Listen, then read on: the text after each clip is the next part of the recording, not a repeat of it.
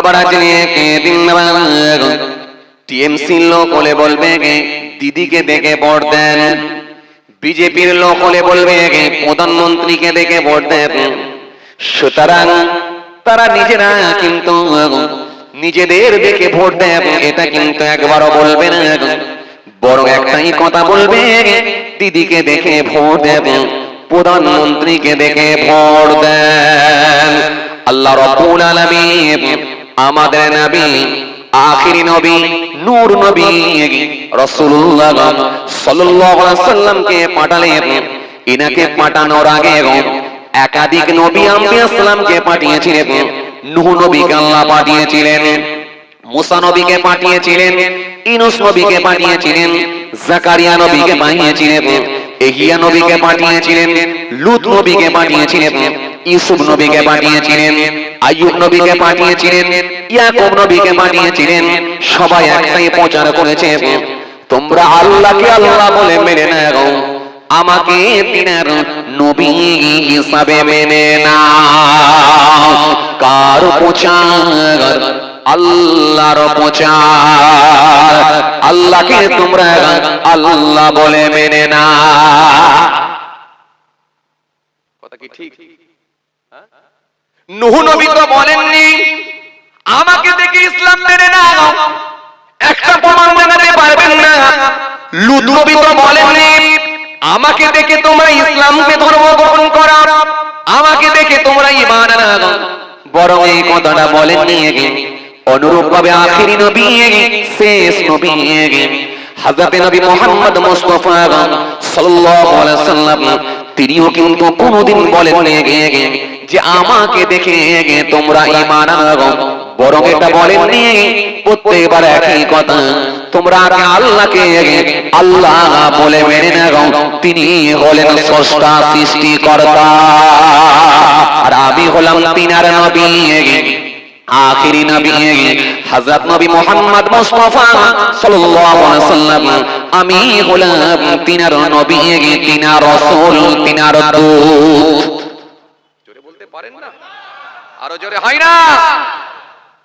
তাহলে একটা জায়গাও কিন্তু আমার নবী বললেন না আমাকে দেখে ঈমান আনো, এটা বললেন না, বরং তিনি আল্লাহর কথা বললেন, আল্লাহকে তোমরা আল্লাহ বলে মেনে নাও, লা ইলাহা ইল্লাল্লাহ মুহাম্মাদুর রাসূলুল্লাহ সাল্লাল্লাহু আলাইহি ওয়াসাল্লাম।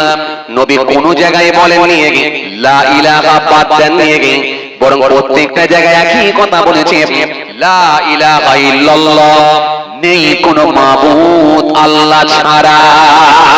জোরে হয় না? আরো জোরে বলেন। পরে কি মুহাম্মাদুর রাসূলুল্লাহ, মুহাম্মদ সাল্লাল্লাহু আলাইহি ওয়াসাল্লাম আল্লাহর নবী, আল্লাহর রাসূল, আল্লাহর প্রেরিত দূত। বুঝা গেল? তাহলে নবীও কিন্তু একই কথা বলেছেন, কি তোমরা আল্লাহকে আল্লাহ বলে মেনে নাও, আর আমি হলাম তিনার রাসূল, আমি হলাম তিনার পাঠানো দূত, সুতরাং আমাকে তোমরা নবী বলে মেনে নাও। সাফা পাহাড়ের উপরে উঠে আল্লাহ নবী সেই বার্তাই দিয়েছিলেন। আল্লাহ নবী সেই প্রচার প্রসারটাই করেছিলেন আল্লাহর কথা, কারণ তিনি আল্লাহর পাঠানো প্রতিনিধি। প্রতিনিধি কোনোদিন নিজেকে দেখে ভোট দাও এটা বলবে না, প্রতিনিধি কোনোদিন বলবে না আমাকে দেখে ঈমান আনো এটা বলবে না, কারণ তিনি এসেছেন আল্লাহর পাঠানো। সুতরাং আল্লাহর পাঠানো, আল্লাহর মনোনীত নবী, তিনি একটাই কথা বলবেন, তোমরা আল্লাহকে আল্লাহ বলে মানো, তিনি হলেন স্রষ্টা, তিনি হলেন সৃষ্টিকর্তা, তিনি হলেন প্রভু, সেই স্রষ্টাকে তোমরা আল্লাহ বলে মেনে নাও, আল্লাহকে আল্লাহ বলে মেনে নাও, আর আমি হলাম তিনার রাসূল, আমাকে তোমরা নবী বলে মেনে নাও। জোরে বলবেন না? কথা ক্লিয়ার? কথা ক্লিয়ার? কারণ কোন জায়গায় আপনি দেখাতে পারবেন না। এইবারে আসেন, যুক্তি কখনো কাটবে না যদি আপনি দলিল দিতে পারেন, উক্তি যখন দিতে পারবেন তখন আপনার যুক্তি খাটবে না। এবারে আসেন, আল্লাহ কি বলেছে কোরআনের মধ্যে একবার দেখি। আল্লাহ কোরআনের মধ্যে স্পষ্ট ঘোষণা দিলেন, ইয়া আইয়ুহাল্লাযীনা আমানু, হে ঈমানদারগণ, আমিনু বিল্লাহ, তোমরা আল্লাহর উপর ঈমান আনো। জোরে হবে না? আরো জোরে হয় না? এ কি আমার মুখের কথা মনে করছেন? আপনি কোরআন শরীফ খোলেন এক্ষুনি পেয়ে যাবেন। তাহলে কার উপরে ঈমান? জোরে বলো। আল্লাহর উপরে। আগে আল্লাহর উপরে ঈমান। কে বললেন? আল্লাহ নিজে। যখন আপনি কোরআনের দলিল সরাসরি ভাবে মানতে পারবেন, তখন কোন হাদিসও পর্যন্ত কোরআনের দলিলের কাছে খাটবে না। যদি আপনি কোরআনের দলিল পেয়ে যান, তখন আপনি হাদিস দিয়েও কিন্তু বোঝাতে পারবেন না, কারণ কোরআনের দলিল হলো শ্রেষ্ঠ দলিল। ধরে নেন সাপোজ যদি আপনি হাদিস দিয়েও বোঝাতে যান, হাদিস দিয়েও বোঝাতে পারবেন না এই কথাটা, যে আগে নবীর উপর ঈমান হবে, তারপরে আল্লাহর উপর ঈমান। আল্লাহর উপরে আগে ঈমান আনলে সে বেঈমান হয়ে যাবে। এটা কিন্তু আপনি কখনো বোঝাতে পারবেন না। সাধারণ মানুষের মগজে যদি ঢুকে যায়, তাহলে নবী আগে তারপরে আল্লাহ, তাহলে ঈমানটা কোথায় যাবে একবার বলেন? অথচ মৌলবী জুব্বা টুব্বা পরে ওয়াজ করছে, আর শ্রোতাও বসে বসে শুনছে, বড় বক্তা পেয়েছি। আমি আপনাকে কি বললাম? দেখেন, আবার বলছি, আমার সঙ্গে কারোর রাগারাগি নেই, কারোর শত্রুতা নেই, কারোর সঙ্গে ঝগড়া নেই, কোনো বক্তার সঙ্গে ঝগড়া নেই, আলহামদুলিল্লাহ। কিন্তু আমি বাঁচাতে চাইছি জাতির ঈমান। জাতির ঈমান আপনার মাথায় যদি এইটা ঢুকে যায় যে আগে নবী তারপরে আল্লাহ, নাউযুবিল্লাহ মিন যালিক, আপনার ঈমান চলে যাবে। আল্লাহ হলো স্রষ্টা, সৃষ্টিকর্তা, পরে হলো রাসূলুল্লাহ। তবে এইটা মনে রাখবেন, সমস্ত নবী আম্বিয়া সালামদের উপরে আমার নবীর সম্মান কিন্তু আল্লাহ বেশি বাড়িয়ে দিয়েছে। জোরে হবে না? আল্লাহর পরে দ্বিতীয় আসন, দ্বিতীয় স্থান, দ্বিতীয় জায়গা যদি কারোর জন্য করে দিয়ে থাকেন, সেটাই হলো আখির নবী, নবী মুস্তাফা সাল্লাল্লাহু আলাইহি ওয়াসাল্লাম। রাসূলুল্লাহর সম্মান আল্লাহর পরে আমার নবীর জন্য আল্লাহ করে দিয়েছে। এইজন্য আরশের গায়ে আমার রাসূলুল্লাহর নাম দিয়েছেন। সমস্ত নবীর ঊর্ধ্বে আমার রাসূলুল্লাহর সম্মানকে আল্লাহ বৃদ্ধি করে দিয়েছেন। জোরে বলবেন না? আরো জোরে হয় না? আরশের গায়ে আমার নবীর নাম লিখেছেন। আমার নবী দেখে বলে, আল্লাহ আরশের মতো মোতাবারক জায়গাতে এখানেও তুমি আমার নাম দিয়ে দিয়েছো।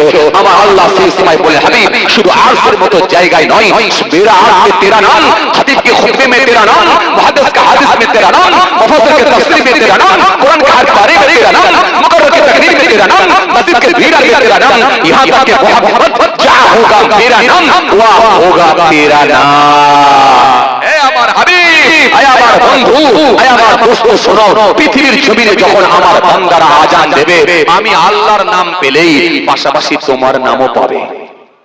জোরে বলবেন না? আরো জোরে বলবেন না? যে আজানে আপনার নাম নাই, সেই আজান আমার কাছে আসবে নাই। পৃথিবীর জমিনে আমার বান্দারা যখন কলেমা শরীফ পাবে, আমি আল্লাহর নাম পেলেই আপনারও নাম পেয়ে যাবে। জোরে বলবেন না? যে কলেমায় আপনার নাম নাই, সেই কলেমা আমার কাছে আসবে নাই। সুতরাং লা ইলাহা ইল্লাল্লাহ বললে মুহাম্মাদুর রাসূলুল্লাহ সাল্লাল্লাহু আলাইহি ওয়াসাল্লাম এটা বলতে হবে, কারণ যে কলেমায় নবীর নাম নাই, সে কলেমা আল্লাহর কাছে পৌঁছাবে নাই।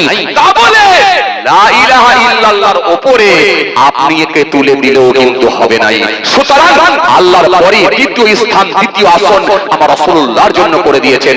কিন্তু মনে রাখবেন, আপনি নবীর সম্মান বাড়াতে গিয়ে আল্লাহর উপরে তুলে দেবেন, এটাও কিন্তু ঈমানের জন্য খাতরা হয়ে যাবে।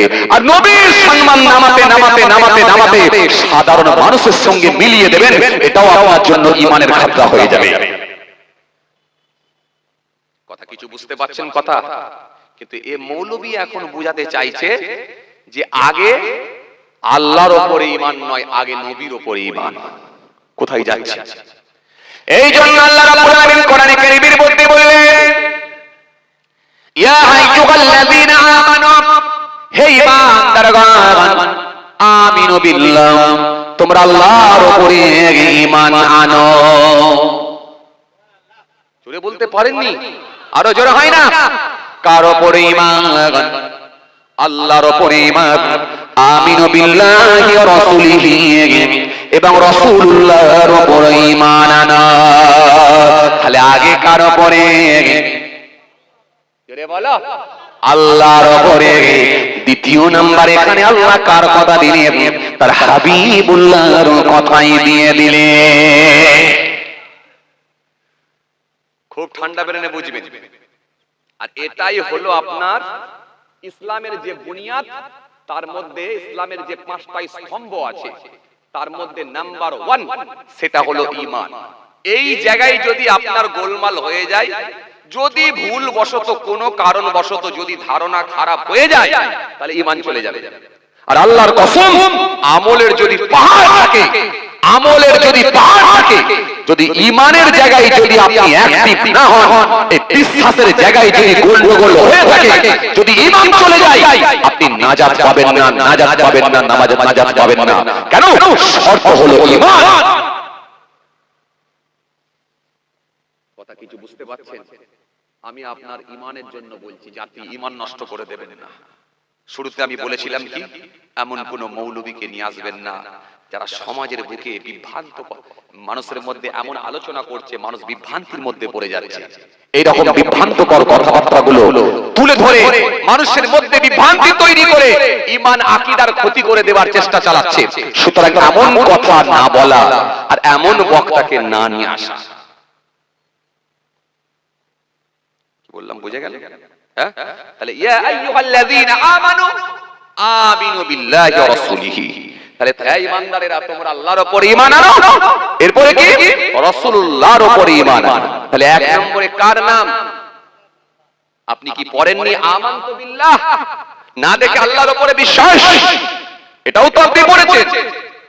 তাহলে এই যে সাতটা বিষয়ের উপরে বিশ্বাস, তবে তো আপনি একজন ঈমানদার। آمنت بالله وملائكته وكتبه ورسله واليوم الآخر والقدر خيره وشره من الله تعالى والبعث بعد الموت। এই বিশ্বাসের নাম তো ঈমান। তাহলে কোরআন শরীফের মধ্যে আল্লাহ কি বললেন? তোমরা না দেখে আল্লাহর উপর ঈমান আনো, এরপরে রাসূলুল্লাহর উপর ঈমান আনো।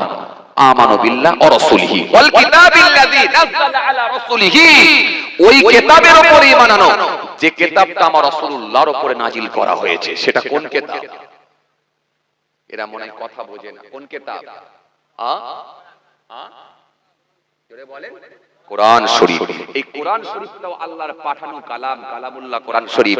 এটাও বিশ্বাস করতে হবে, এটাও ঈমান। খুব ঠান্ডা বেরেনে বুঝবেন, খুব ঠান্ডা বেরেনে বুঝবেন। যদি এই কোরআন শরীফের উপরে বিশ্বাস না থাকে, তাহলে কিন্তু আপনার ঈমান চলে যাবে। এক বক্তা, আমি কালকে ক্যাসেট শুনছিলাম, এক বক্তা বলছে আমি কিচ্ছু চিনিনি, কিচ্ছু চিনিনি, নবী হলেন আমার ঈমান, বাকি আমার কিছু লাগবে না। নাউযুবিল্লাহ মিন যালিক। এতেও কিন্তু ঈমান চলে যাবে, চলে যাবে। নবী আপনার জন্য ঈমান, এটা একদম ঠিক। কিন্তু আল্লাহ যেগুলোর, যে জিনিসগুলোর উপরে, যে বিষয়গুলোর উপরে বিশ্বাস রাখার কথা, আল্লাহ বিশ্বাস স্থাপন করার কথা বলা হয়েছে, বিশ্বাস করার কথা আল্লাহ নির্দেশ করেছেন, সেগুলোর প্রতি আপনাকে বিশ্বাস করতে হবে। এটা আল্লাহর নির্দেশ। রাসূলুল্লাহ আপনার উপর ঈমান, কিন্তু কোরআন শরীফের উপর আপনাকে বিশ্বাস রাখতে হবে। এটা আল্লাহরই পাঠানো কালাম, কালামুল্লাহ কোরআন শরীফ। এর উপরে বিশ্বাস না থাকলে আপনার ঈমান চলে যাবে। ইয়া আইয়ুহাল্লাযীনা আমানু আমিনু বিল্লাহি ওয়া রাসূলিহি ওয়াল কিতাবিল্লাযী নাযালা আলা রাসূলিহি ওয়াল কিতাবিল্লাযী আনজালা মিন ক্বাবল।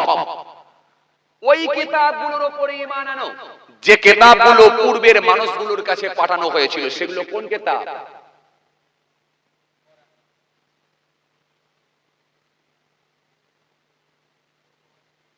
বলো বলো বলো, হচ্ছে বলো, লাইনটা বুঝে গেছে। এই পূর্বের মানুষগুলোর কাছে পাঠানো হয়েছিল যেগুলো আসমানি কিতাব। এই আসমানি কিতাবগুলোর উপরে বিশ্বাস করতে হবে। যদি কেউ বলে আমি কোরআন শরীফ মানি, কিন্তু আমি তাওরাত কিতাব মানিনি, যা পারো করবে যাও, আমি মানিনি, নাউযুবিল্লাহ মিন যালিক। ঈমান পূর্বের কিতাবগুলোর উপর আপনাকে বিশ্বাস করতে হবে। ওয়াল কিতাবিল্লাযী নাযালা আলা রাসূলিহি ওয়াল কিতাবিল্লাযী আনজালা মিন ক্বাবল ওয়া মান ইয়াকফুর বিল্লাহ। আর যদি কেউ আল্লাহকে অস্বীকার করে, আর কি ওয়া মান ইয়াকফুর বিল্লাহ ওয়া মালাইকাতিহি, মালায়েকা ফেরেশতাদেরকে অস্বীকার করে, ওয়া মালাইকাতিহি ওয়া কুতুবিহি, কিতাবসমূহগুলোকে অস্বীকার করে, ওয়া কুতুবিহি ওয়া রাসূলিহি, নবী আম্বিয়া সালামদেরকে, রাসূলদেরকে অস্বীকার করে, ওয়া রাসূলিহি ওয়াল ইয়াউমিল আখির, পরকালকে অস্বীকার করে, ফাকাদ দাল্লা দালালান বাঈদ, অবশ্যই পথভ্রষ্ট হলো, অবশ্যই গোমরাহ হয়ে গেল। কথা কিছু বুঝতে পারছেন? এখন বক্তা বেরিয়েছে, খুব বুঝবেন, খুব বুঝবেন। আপনারা সাধারণ মানুষ, আপনারা বুঝতে পারবেন না। কিয়াম নিয়ে এখন ঝামেলা চলছে, কিয়াম নিয়ে, কিয়াম নিয়ে ঝামেলা চলছে। এখন কিয়াম করব কি করব না সেটা তো আলাদা কথা। আমার দাদা হুজুর পীর কেবলা রাহমাতুল্লাহ আলাইহি তিনি বলেছেন, যেখানে হয় সেখানে করো, যেখানে হয় না সেখানে করো না। কিয়াম নিয়ে কিন্তু ঝগড়া করো না, এটা মুস্তাহসান জায়েজ, করলে ভালো সওয়াব আছে, না করলে গুনাহ নাই। ইয়া আইয়ুহাল্লাযীনা আমানু সাল্লু আলাইহি ওয়া সাল্লিমু তাসলিমা। এই ইমানদারেরা তোমরা দরুদ পড়ো এবং সালাম পাঠ করো তাসলিমা, আদবের সঙ্গে। এই আদবের সঙ্গে যদি করতে হয়, আমরা একটু দাঁড়িয়ে করি তাজিমের দিকে লক্ষ্য করে। কেউ যদি বলে আমি অতটা আমি তাজিম করব না, সেটা তার ব্যক্তিগত ব্যাপার। কেউ যদি বলে আমি বসে বসে করব, সেটা তার ব্যক্তিগত ব্যাপার। কিন্তু আল্লাহ বলে তাসলিমা, আদবের সঙ্গে। এই আদব যদি করতে হয়, আমরা গুরুজন ব্যক্তিকে দেখলে, একটা সিনিয়র ব্যক্তিকে দেখলে, একটা বয়স্ক প্রবীণ মানুষকে দেখলে এবং জবরদস্ত কেতাবি আলেম এবং খুব গুরুজন ব্যক্তি মাশায়েখকে দেখলে, পীরকে দেখলে আমরা উঠে দাঁড়িয়ে যাই। কথা বলছেন না কেন আপনারা? কথা বল, দাঁড়িয়ে যাই। একটা স্কুলের মাস্টারকেও দেখলে, একটা মাদ্রাসার উস্তাদকে দেখলে, শিক্ষককে দেখলে আমরা উঠে দাঁড়িয়ে যাই তাজিমের দিকে লক্ষ্য করে। এটা আমার উস্তাদ, এটা আমার শিক্ষক। যদি বলেন আমি রাসূলুল্লাহ এসেছি, রাসূলুল্লাহর প্রতি সালাম পাঠাবো, সেটা যদি বলে আমি শুয়ে শুয়ে দেবো, আমি মানি না, সেটা আপনার ব্যাপার। সেটা আপনাকে নিয়ে তো আমি কোনো বিতর্কিত কথা বলতে পারবো না। তবে রাসূলুল্লাহর প্রতি আমার শ্রদ্ধা আছে, ভালোবাসা আছে। কেন? নবী আমার ঈমান। এই জন্য আমি রাসূলুল্লাহকে দেখে উঠে দাঁড়িয়ে পড়ি, কারণ এটা হলো আমার ঈমান। এটা হলো আমার, জোরে বলো, ঈমান। নবী আমার ঈমান।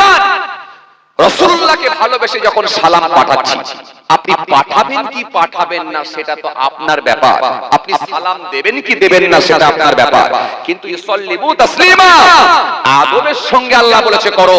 এই আদবের সঙ্গে যদি করতে হয়, আদবটা কেমন করে হবে, কেমন করে দেখাবেন, সেটা আপনার ব্যাপার। আপনি যদি মনে করেন শুয়ে শুয়ে আদব দেখানো যায়, দিতে পারেন।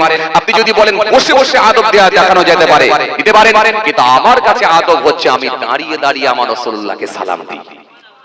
জোরে বলবেন না, আরো জোরে বলবেন না। ক্লিয়ার? ক্লিয়ার? এবার আপনাকে প্রশ্ন করব, আপনি যে বললেন হারাম, এই হারামের দলিল দেন। হারাম আপনি কোথা থেকে পেয়েছেন? দলিল দেন। আপনাকে কোরআন থেকে দলিল দিতে হবে, না হয় হাদিস থেকে আপনাকে দলিল দিতে হবে, প্রমাণ করতে হবে। কোরআনে যদি না পান, ব্যাখ্যায় আসবেন, হাদিসে আসবেন, হাদিস থেকে আপনাকে প্রমাণ করতে হবে হারাম। পারবেন না। মদ খাওয়া সম্পর্কে আল্লাহ রাব্বুল আলামিন কোরআনের মধ্যে বলে দিয়েছেন হারাম, মদ খেও না। মদ খাওয়া সম্পর্কে আল্লাহ দলিল দিয়েছেন, কোরআনের মধ্যে দলিল এসেছে হারাম। আল্লাহ বলে দিয়েছেন ইয়া আইয়ুহাল্লাযীনা আমানু ইন্নামাল খামরু ওয়াল মাইসিরু ওয়াল আনসাবু ওয়াল আযলাম রিজসুম মিন আমালিশ শাইতান। হারাম সম্পর্কে কি আল্লাহ আয়াত দেননি? হ্যাঁ, কোরআন শরীফের মধ্যে আল্লাহ বলেছেন ইন্নামাল খামরু ওয়াল মাইসিরু ওয়াল আনসাবু ওয়াল আযলাম রিজসুম মিন আমালিশ শাইতান। কোরআন শরীফের মধ্যে আল্লাহ ঘোষণা দিয়ে দিয়েছেন, কি বললেন? আল্লাহ হারামের আয়াত দিয়েছেন। কে বলেছে আপনাকে দেয়নি? ইয়া আইয়ুহাল্লাযীনা আমানু, হে ঈমানদারগণ, লা তুহারিমু, তোমরা হারাম মনে করো না তাইয়্যিবাত, পবিত্র বস্তুগুলোকে, মাহালাল্লাহু লাকুম, যেগুলো আমি আল্লাহ তোমাদের জন্য হালাল করেছি। ওয়ালা তা'তাদু, সীমা লঙ্ঘন করো না। ইন্নাল্লাহু ইউহিব্বুল মু'তাদিন, নিশ্চয়ই আমি আল্লাহ সীমা লঙ্ঘনকারীদেরকে পছন্দ করি না। কোরআন শরীফের মধ্যে আল্লাহ রাব্বুল আলামিন বলেছেন ইয়া আইয়ুহাল্লাযীনা আমানু, হে ঈমানদারগণ, ইন্নামাল খামরু ওয়াল মাইসিরু ওয়াল আনসাবু ওয়াল আযলাম রিজসুম মিন আমালিশ শাইতান। কোরআন শরীফের মধ্যে আল্লাহ রাব্বুল আলামিন বলেছেন ইয়া আইয়ুহাল্লাযীনা আমানু, হে ঈমানদারগণ, লা তুহারিমু, তোমরা হারাম মনে করো না তাইয়্যিবাত, পবিত্র বস্তুগুলোকে, যেগুলো তোমাদের জন্য হালাল করে দিয়েছি সেগুলো তোমরা খাও। যেগুলোকে আমি আল্লাহ হারাম করেছি সেগুলো তোমরা খেও না। তাহলে হারাম সম্পর্কে আল্লাহ কোরআনের মধ্যে দলিল দিয়েছেন, হারাম সম্পর্কে দলিল এসেছে। তো সুতরাং আপনি হারাম সম্পর্কে দলিল আপনাকে দিতে হবে। তা আপনি কোন যুক্তিতে বললেন যে কিয়াম করা হারাম? সরাসরি হারামের দলিল আপনি কোথায় পেলেন? আমাকে দেখান। এটা পারবেন না, পারবেন না, পারবেন না। কোরআন শরীফের মধ্যে আল্লাহ রাব্বুল আলামিন বলেছেন সুন্দর করে আল্লাহ কোরআনের মধ্যে হারাম সম্পর্কে আয়াত দিয়েছেন, যেগুলো খাওয়া হারাম সেগুলো সম্পর্কে আল্লাহ দলিল দিয়েছেন।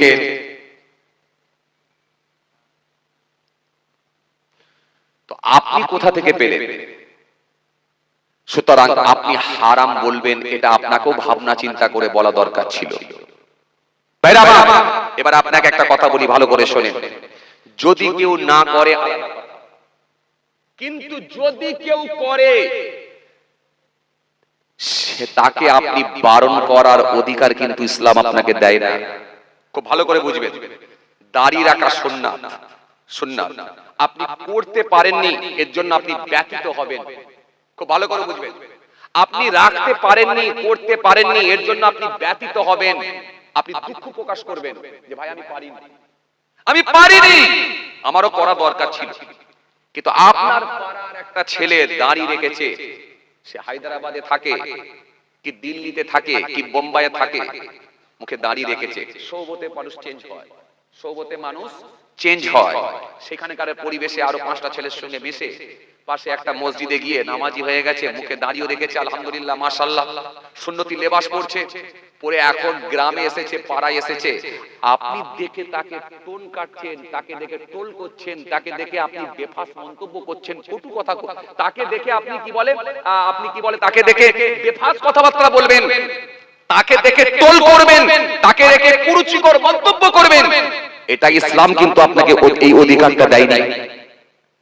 এই যে সুন্নত, তাকে নিয়ে আপনি কটু কথা বললেন না, বরং এই সুন্নতকে নিয়ে বললেন। ভালো করে বুঝবেন, আপনি তাকে বললেন কি রে ভাই, তুই দাড়ি রেখে মলি সাহেব হয়ে গেলি, দাড়ি কেটে দে, এই বয়স থেকে দাড়ি, তো কারণ কে দাড়ি রাখতে বলেছে? কিরকম লাগছে দেখতে, খারাপ লাগছে? যুবক ছেলে, হ্যান্ডসাম চেহারা, এখন দাড়ি দাড়ি কেটে দিয়ে বেশ সুন্দর প্যান্ট শার্ট পরে ঘুরে বেড়াবি, তুই আবার মলি সাহেবদের ধাঁচ দিয়ে নিলি। এই যে দাড়িকে নিয়ে আপনি বেফাস কথাবার্তা বলছেন, মানে রাসূলুল্লাহ সুন্নতকে নিয়ে বলছেন, এটা মনে রাখেন, এটা মনে রাখেন। তাকে বললেন না, বরং রাসূলুল্লাহ সুন্নতকে নিয়ে। আর সুন্নতকে যদি ইনকার করা হয়, তার কুফরির ফতোয়া এসে যাবে, তার কাফের হয়ে যাওয়ার সম্ভাবনা থাকবে, এটা মনে রাখবেন। রাসূলুল্লাহ একটা হাদিস দিয়েছেন, মানুষ সকালবেলা থাকবে মুমিন, সন্ধ্যেবেলা কুফরি করে কাফের হয়ে যাবে। সন্ধ্যেবেলা থাকবে মুমিন, সকালবেলা কুফরি করে কাফের হয়ে যাবে, নিজেরা জানবে না যে কাফের হয়ে গেছে। এমন ছোট ছোট কথা আছে যেগুলো বললে কাফের হয়ে যাওয়ার সম্ভাবনা থাকতে পারে। কুফরি কথাবার্তা, বক্তা বেরিয়েছে, ওয়াজ করছে কি ফেরেশতাকে নিয়ে উল্টোপাল্টা কথা বলছে, নাউযুবিল্লাহ।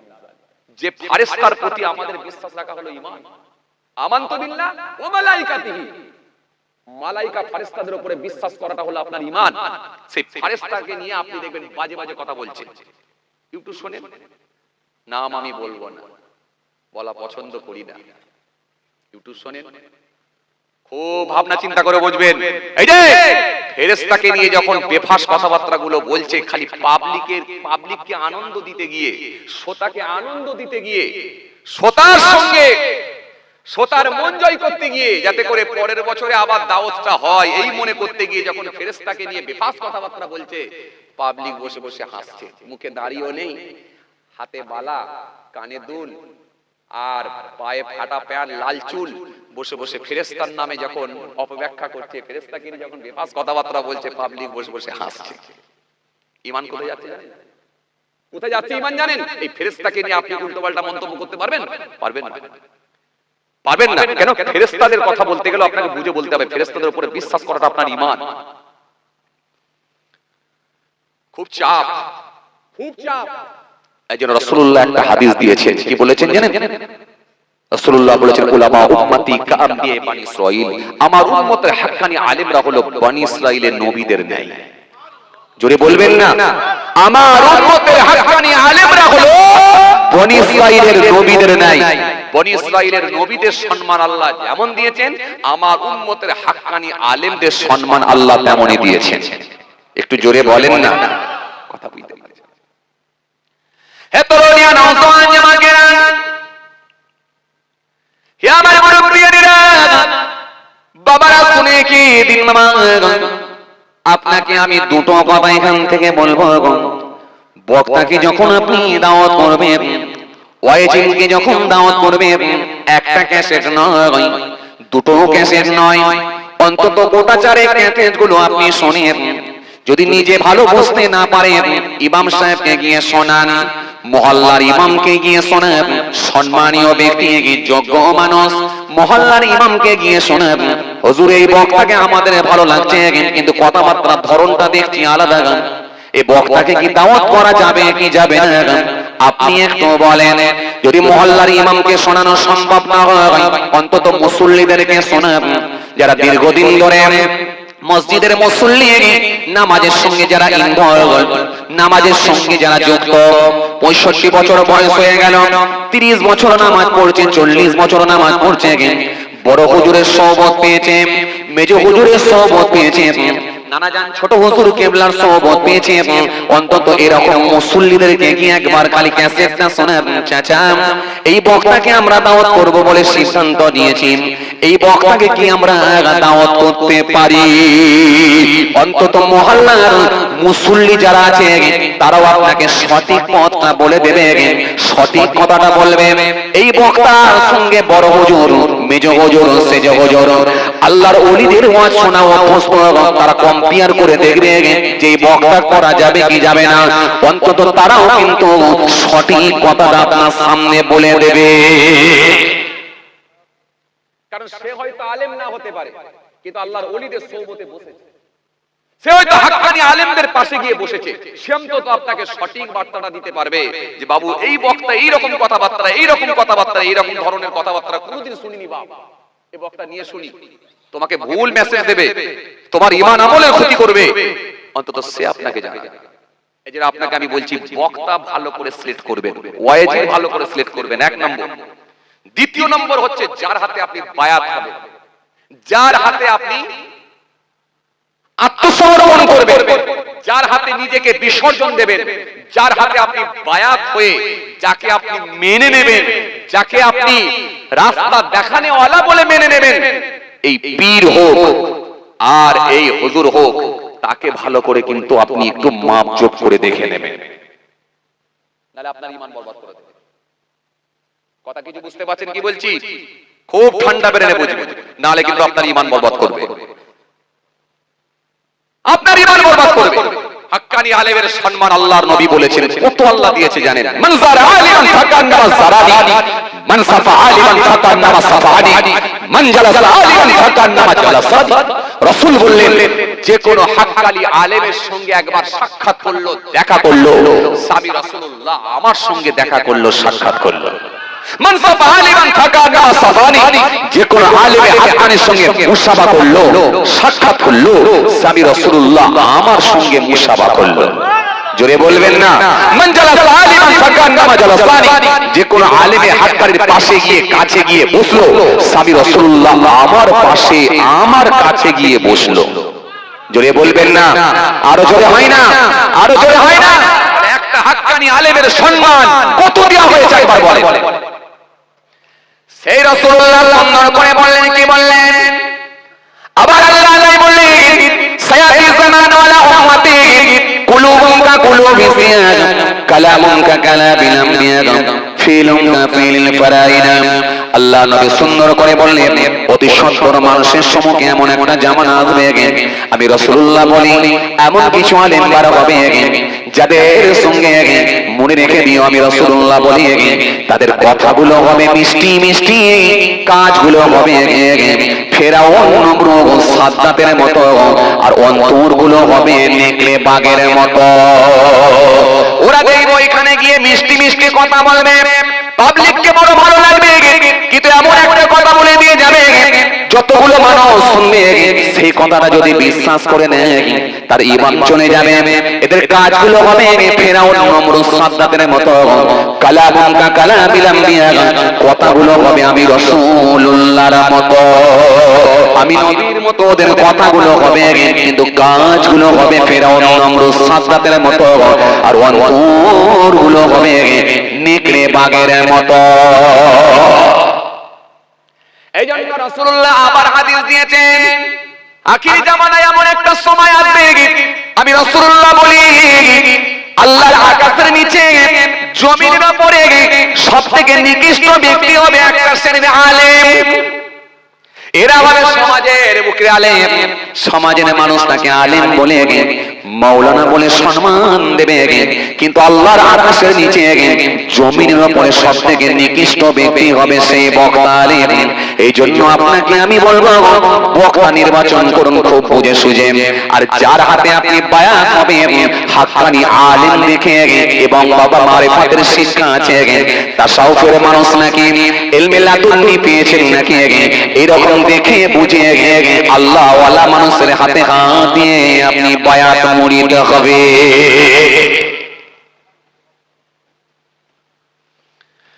কিতাবের মধ্যে পাওয়া যায় হযরত বড় পীর আব্দুল কাদের জিলানী রাহমাতুল্লাহ আলাইহি হুজুরের নামটা কি আপনারা শুনেছেন? কথা কয় না, শুনেছেন না? বড় পীর বড় পীর বড় পীর নাম কি আপনারা শুনেছেন? কেউ শুনেননি? হায় হায়, শুনেছেন? বড় পীরকে যদি আমরা পীর বলি, কিছু মৌলবীর আবার দেখবেন গায়েতে অ্যালার্জি ফুটে যায়, আছে না নাই? এরা আবার বলে পীর মানা যাবে না, এক সমস্যা, খুব সমস্যা। আরে আমরা যাকে তাকে পীর বলি না, যে মানুষটা মাজারে থাকে দরগায় থাকে, যিনি নামাজ পড়ে না